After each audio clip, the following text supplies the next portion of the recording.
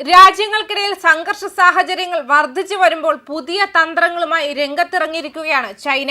പാകിസ്ഥാനിലെ സുരക്ഷാ ഭീഷണികൾ വർദ്ധിക്കുന്ന സാഹചര്യത്തിൽ അഫ്ഗാനിസ്ഥാനിലേക്ക് ശ്രദ്ധ കേന്ദ്രീകരിക്കുകയാണ് ചൈന. ഇപ്പോൾ അഫ്ഗാനിസ്ഥാനുമായി നേരിട്ട് വ്യാപാര ബന്ധം സ്ഥാപിക്കാനുള്ള നീക്കങ്ങളുമായിട്ടാണ് ചൈന മുന്നോട്ടെന്നാണ് റിപ്പോർട്ടുകൾ വ്യക്തമാക്കുന്നത്.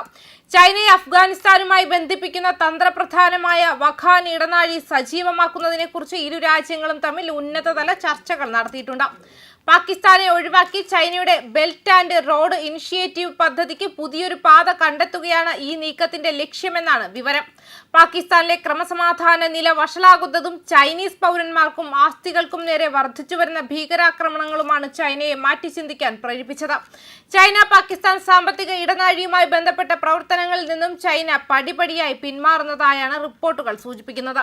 ബലൂചിസ്ഥാനിലെ ആക്രമണങ്ങളെ തുടർന്ന് ഗ്വാദറിലെ എല്ലാ ഗ്രൗണ്ട് ഓപ്പറേഷനുകളും ചൈന നിർത്തിവച്ചിരിക്കുകയാണ്. ചൈന പാകിസ്ഥാൻ സാമ്പത്തിക ഇടനാഴിയുടെ പ്രധാനപ്പെട്ട ഭാഗമാണ് ഈ തുറമുഖം. സ്വന്തം പൗരന്മാരുടെ സുരക്ഷ ഉറപ്പാക്കുന്നതിൽ ഇസ്ലാമാബാദ് പരാജയപ്പെട്ടതോടെ പാകിസ്ഥാനെ ഒരു സുരക്ഷിത വ്യാപാര കേന്ദ്രമായി കാണാൻ ചൈന ഭയപ്പെടുന്നുണ്ട്.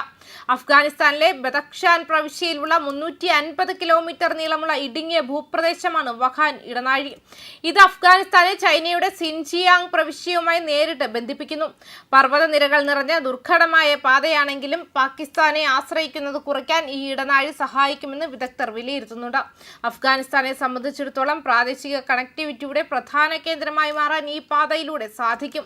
എങ്കിലും നിരവധി പ്രതിസന്ധികൾ ചൈനയ്ക്ക് ഈ പദ്ധതി നടപ്പിലാക്കുന്നതിനായി മറികടക്കേണ്ടതുണ്ട്. സമുദ്രനിരപ്പിൽ നിന്ന് വളരെ ഉയർന്ന പ്രദേശത്തു കൂടിയുള്ള ഈ പാതയിലൂടെയുള്ള യാത്ര നിർമ്മാണ പ്രവർത്തനങ്ങളും ഏറെ വെല്ലുവിളി നിറഞ്ഞതാണ്.